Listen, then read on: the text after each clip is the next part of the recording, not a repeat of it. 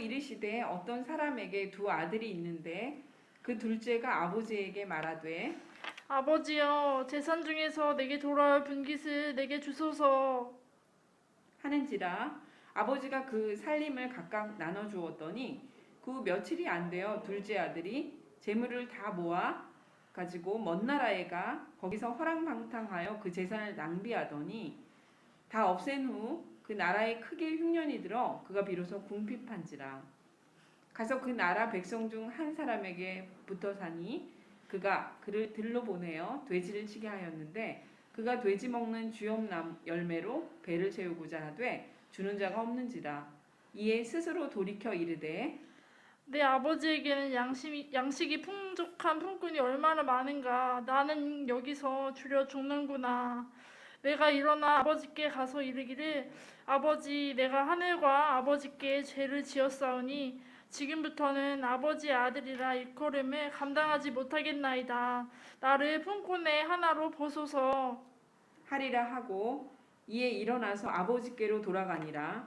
아직도 거리가 먼데 아버지가 그를 보고 측은히 여겨 달려가 목을 안고 입을 맞추니 아들이 이르되 아버지, 내가 하늘과 아버지께 죄를 지었사오니 지금부터는 아버지의 아들이라 일컬음을 감당하지 못하겠나이다. 하나 아버지는 종들에게 이르되 제일 좋은 옷을 내어다가 입히고 손에 가락지를 끼우고 발에 신을 신기라.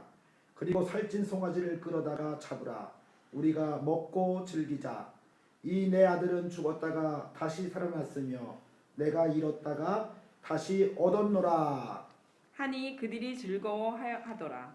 맏아들은 밭에 있다가 돌아와 집에 가까이 왔을 때에 풍악과 춤추는 소리를 듣고 한 종을 불러 이 무슨 일인가?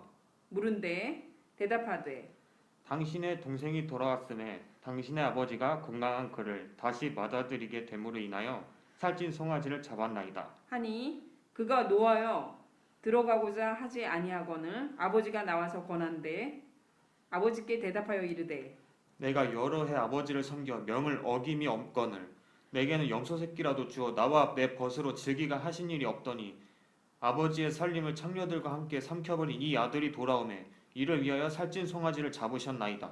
아버지가 이르되 예, 너는 항상 나와 함께 있으니 내 것이 다 내 것이로되 이 내 동생은 죽었다가 살아났으며 내가 잃었다가 얻었기로 우리가 즐거워하고 기뻐하는 것이 마땅하다. 하니라.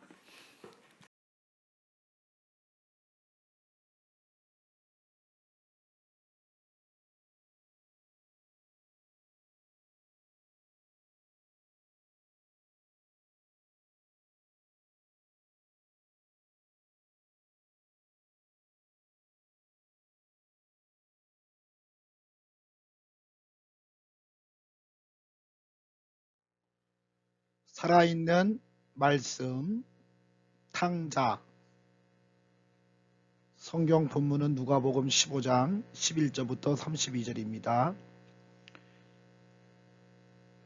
내 아들은 죽었다가 다시 살아났으며 내가 잃었다가 다시 얻었노라 하니 그들이 즐거워하더라. 미국의 대표적인 언론인이자 저술가이며 천재로 이름을 떨치던 루 월리스는 기독교의 신화를 영원히 없애버릴 책을 써서 인류를 그리스도라는 굴레에서 벗겨주겠노라고 다짐했습니다. 이후 그는 유럽과 미국의 유명한 도서관을 돌아다니며 자료를 수집했습니다. 그런데 고고학과 역사학 등 수많은 자료를 놓고 성경을 비판하고자 했던 그는 연구를 거듭하면 할수록 오히려 성경의 놀라운 말씀을 접하게 됩니다. 그는 성경에 대한 반론을 펴기 위해 책 제목을 구상하고 1장을 썼습니다. 그러나 2장을 쓰다가 도저히 부인할 수 없는 사실 앞에 그만 엎드려 무릎을 꿇고 당신은 나의 주, 나의 하나님이라고 부르짖었습니다. 그리스도 예수의 신성에 대한 확실성에 더 이상 대항할 수 없었기 때문입니다. 새롭게 발견한 예수 그리스도를 말하기 위해 그는 2주 후에 새로운 책을 쓰기 시작했습니다. 이 소설은 곧바로 베스트셀러가 됐고 후에 영화로도 제작돼 많은 사람에게 큰 감동을 불러일으켰습니다. 그 책이 바로 배너입니다. 여러분은 잘못이나 실수를 깨달았을 때 어떻게 생각하나요? 오늘 돌아온 둘째 아들이 잘못한 것을 깨닫게 되었을 때 회개하고 돌아오게 되지요. 여러분의 부모님, 아버지는 어떠한 분입니까? 다정다감한 친구형 아빠를 프렌디라고 생각하는 것으로 나타났습니다. 여러분에게 아버지는 어떠한 분인가요? 자, 오늘 성경 말씀을 이해하기 위하여 몇 가지 질문을 드립니다. 둘째 아들이 아버지에게 요구한 것은 무엇이었죠? 아버지의 재산 중 자신에게 돌아올 분깃을 요구했지요.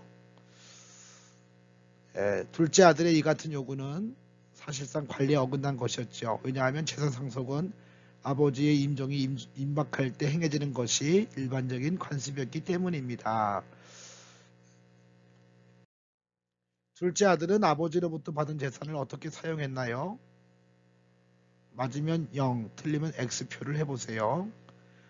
먼 나라에 가서 허랑방탕하여 재산을 낭비했다. 0.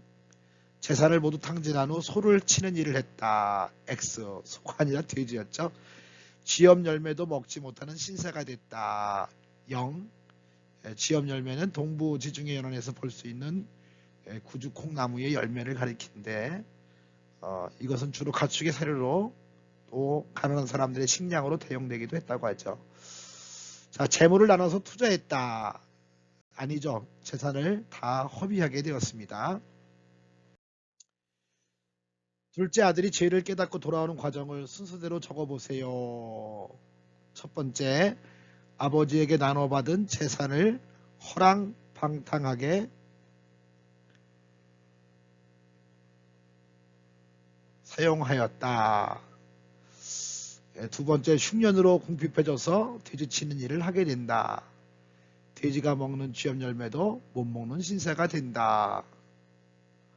자신의 죄를 깨닫고 아버지 집에 풍족한 품꾼을 생각한다. 품꾼으로 지내려 아버지의 집으로 돌아온다. 아버지의 용서와 환대를 받지요. 집으로 돌아온 둘째 아들을 보는 아버지와 형의 마음에는 큰 차이가 있었어요. 어떤 차이가 있었는지 아버지와 형의 감정을 요약해 적어보세요. 아버지는 죽은 자식이 돌아온 것처럼 기뻐했죠. 반면에 형은 동생을 미워하여 아버지를 원망하게 되지요. 노한다고 하는 의미는 콧구멍을 벌름거리다 에서 파생된 말로 일시적으로 격앙된 감정에서 나온 화가 아니라 깊이 쌓인 분노와 노여움을 암시한다고 하죠. 자, 다음에 나오는 인물과 그 인물이 말한 내용을 서로 알맞게 연결해 보세요. 아버지, 너는 항상 나와 함께 있으니. 첫째 아들에게 교훈 준 말이죠. 염소 새끼라도 주어 나와 내 벗으로 즐기게 하신 일이 없더니. 첫째 아들의 불평입니다. 둘째 아들, 아버지와 아들이라 일컬음을 감당하지 못하겠나이다. 종이 한 말, 당신이 아버지가 살찐 송아지를 잡았습니다. 라고 말했죠. 등장인물들의 한 말은 각자의 마음과 현재 상태를 잘 보여주고 있어요. 마음에 있는 것이 말로 나타나게 돼 있죠. 또한 예수님께서 비유의 그 인물들을 등장시키신 이유도 생각해 볼 필수가 있습니다. 자, 가장 기뻐해야 될 것은 뭐냐면 아버지의 집에서 아버지와 함께 한다는 것, 우리가 하나님과 함께 한다고 하는 것이 가장 큰 즐거움이 되어야 된다는 걸 보게 됩니다.